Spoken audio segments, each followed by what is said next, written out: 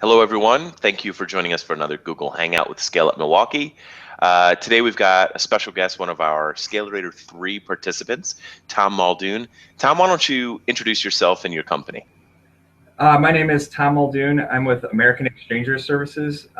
We build heat transfer equipment for power plants and pulp and paper plants around the world, and I'm happy to be here. Well, thanks for joining us. Let's get right into it. You started to explain what a heat exchanger is, but how did the company come to be?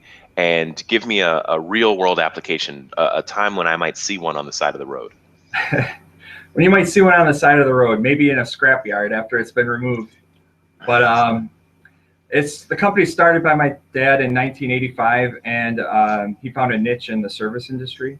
So he would go into power plants and help them solve their problems. And through that, we were able to build credibility and grow from there. So the business started, I remember when I was in about kindergarten, and it was out of a bedroom in our house, and now we have full production capabilities and a machining center and another office, and we've really expanded. So I love it. I love it. You said the right words, expansion.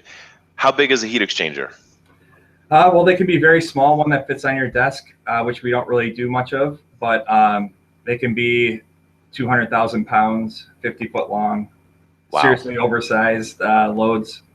So, yeah. And so how big is your shop? Our shop, we have, I think, it's about 20,000 square foot. We have overhead cranes. We can turn up to 250,000 pound vessels and weld them up, and then put them together and ship them anywhere in the world. That is really quite amazing. So your dad started the business in the early 80s while you were in kindergarten, but I'm talking to you. How did that transition happen, that it went from father to son? Well, he's still involved in the company. He's still the president, but over the years, I've just developed the operations and the engineering and the production, and then we've been working on transitioning from his leadership to my leadership, and we're kind of in the middle of that transition right now. So I'm involved in trying to make the company grow with the all the business side of it, as well as the operation side of it. So we have a pretty good team. We make a good team, and my younger brother is also involved in the business, and he's heading up the sales force. So yeah, it's exciting. If I heard you correctly, you came in, you're trained as an engineer, is that correct? That's correct. And now you are trying to grow the business. I would love to hear, in your words, what the biggest lessons or surprises were when you really started to dive into the business side and with an intention to grow it. Well, the business side has always been a part of it. Just being a family business. So yeah, I was an engineer doing engineering things. I also had to wear a lot of hats, just with the operation itself. And then from the operation, then getting more into the, involved in the business, the traditional business side of it, promoting the company and, taking out clients. And, really, in the end, it all comes together. It's all the same thing. You're selling your company whenever you're dealing with your customers. So it was a pretty natural transition for me to get involved on the business side of it. I'm glad to hear that, and it reminds me that there's a number of very specific challenges that family businesses have to address, especially when they're in the middle of a transition. We should definitely have you back on. We'll add a couple of other folks who are in family businesses, and we'll talk about what stress is involved with that. Yeah, it's different dynamics. Yeah, I can imagine. Well, there's this idea that when you have to go home to your coworker, that can be challenging. Oh yeah, absolutely. I think that was definitely more on my dad's side of it, where my mom was much more involved in the business, and my wife, she's got her own career, so we don't really have the same. I'm able to turn it off when I go home, at least for a little while. Definitely to your benefit. So let's talk about growth. In the last 3 years, what have you done, on a very tactical level? What have you done to try to infuse growth into the organization? Well, specifically in our company, it has been driving the export market. We're trying to export. In the power industry in the U.S. is on the decline. A lot of EPA restrictions, and power plants aren't making the capital investments that they used to. So there's a very real contraction in our whole broader market. So we look to exports to drive growth, and it's really been the key to what we've done is a few good contracts overseas, and then really get the ball rolling on the export side. So it's just developing these relationships over time and getting to the different countries to be face to face. And yeah, I mean, we've basically sold to other countries like we would normally sell to the U.S. We just it's just a little bit bigger geographic area. So talk to me in a really tactical. What if I want to start exporting, or I want to increase the number of exports, or the size of my export customer base? What's step one? What do I do? Step one, find out who wants to buy your product and why they might want to buy it from you. Who is having the pain, who can't find what they need. We found that there was the sugar market in Guatemala is is the number one component of Guatemala's GDP.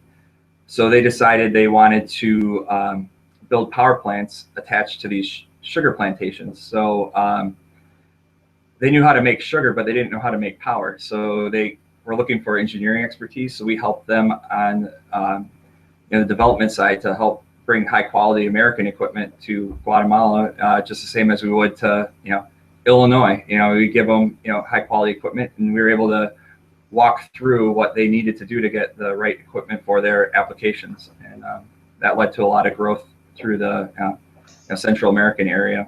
Mm-hmm. I'd love to hear about that first phone call. You've identified a potential client, and there's that first email, that first phone call. Hey, I'm Tom.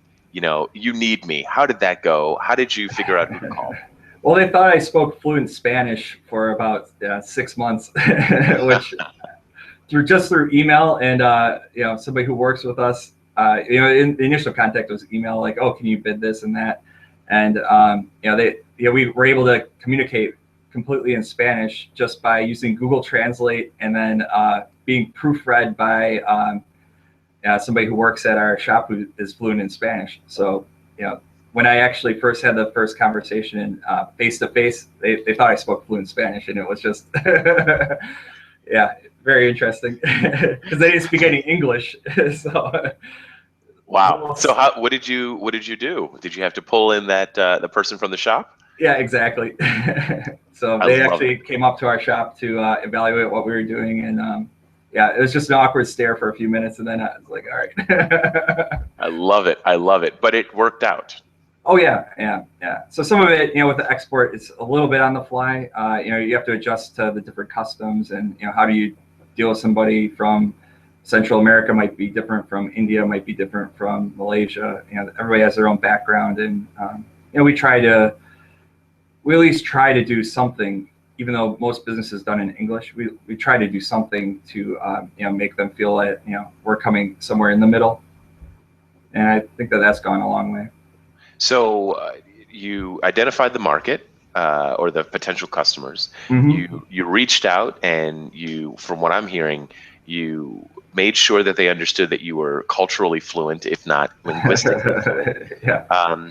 And you decided that you were going to meet them halfway, and then you said, hey, we've got a problem. You've got a problem that we can help you solve.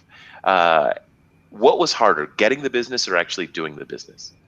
Well, doing the business was the same as how we would normally do it. Getting the business is always the challenge. A lot of the export work has actually come to us, through word of mouth references from somebody else. A consultant maybe that had been there first, and they're like, you have to talk to these guys. So then they would talk to us, and then the business would just kind of develop on its own. We'd find projects that were going on and bid the work. And then just after we did one project, then we would try to expand the network, talk to other people in the area, and just be able to go after other projects that might be nearby countries, or just expand our network of people.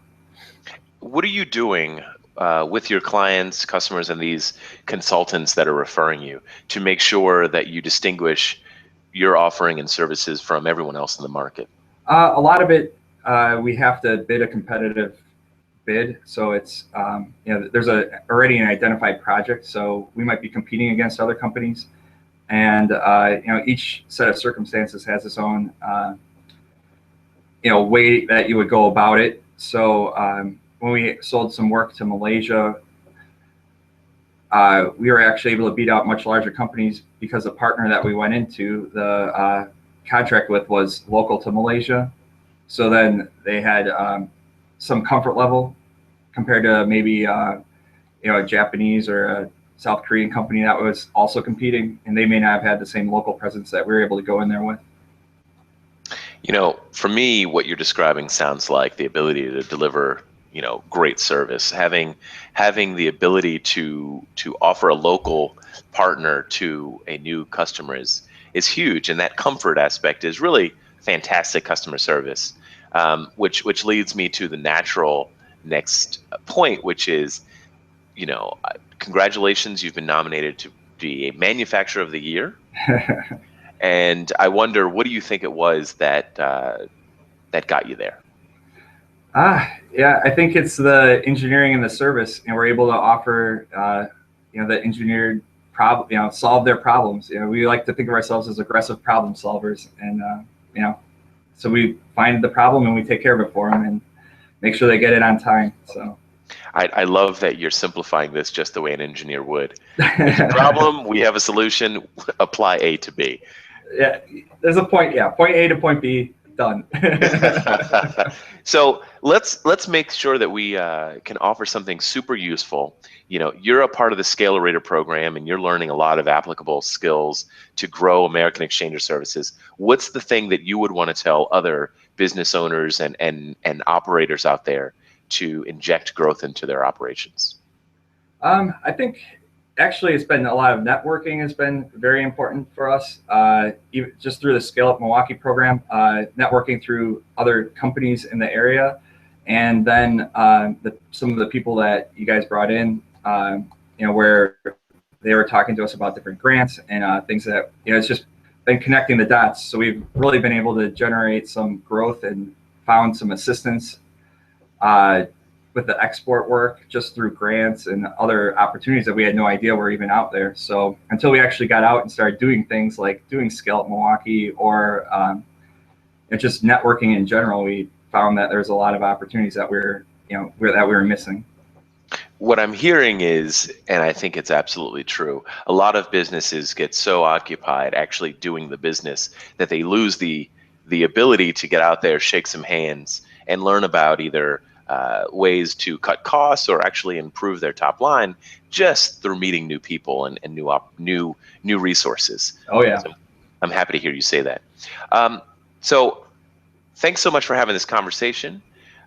We're proud of you as a growth company, and I'm going to ask you to do something that's going to scare you. It's the beginning of 2016. I want you to make a projection for how much you're going to grow this year. It's hard if we hit 2 projects, more than we hit last year. I mean, that's all it takes, and we could double our sales. So it's just so challenging. So I'll just go with we'll double our sales and be very optimistic. You heard it here. American Exchanger Services is going to double their revenue in 2016. So that's year over year, 2015 to 2016. Yeah, you're going to be twice as large. I could not ask for a better answer than that. Tom, thanks so much for talking to us. Thank you for doing a Scale Up Milwaukee Google Hangout. We look forward to hearing how much you exceeded the goal you just set forth. That'd be great. And thank you for the time.